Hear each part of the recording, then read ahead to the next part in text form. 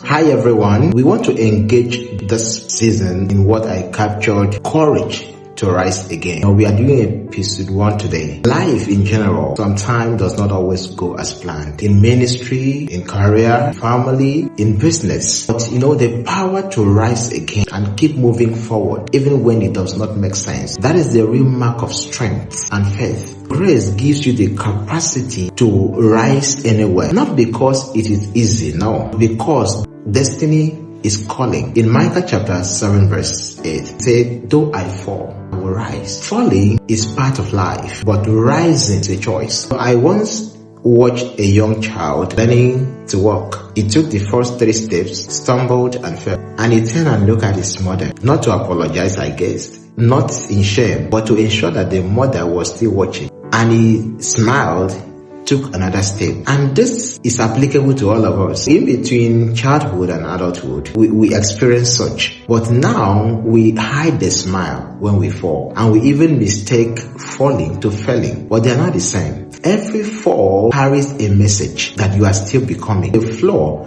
is not a rejection, it's a redirection. This is where life itself strips off illusion to remind us that even the broken wings can always fly again. So falling does not define us, no, but it refines us. It shakes off what no longer belongs. It teaches us humility without humiliation and strength without performance. Some of life's most beautiful chapters opened in times that look like ending. The tomb looked like final until the morning comes and Jesus rose. The seed looked like buried until it broke forth the soil. Sometimes you are not buried, but you are planted. So you have to rise, not because the pain is over, but because destiny is still calling. You have to rise, not to prove them wrong, but to prove that grace is still at work. You have to rise because the fall is not a full stop, it's a comma between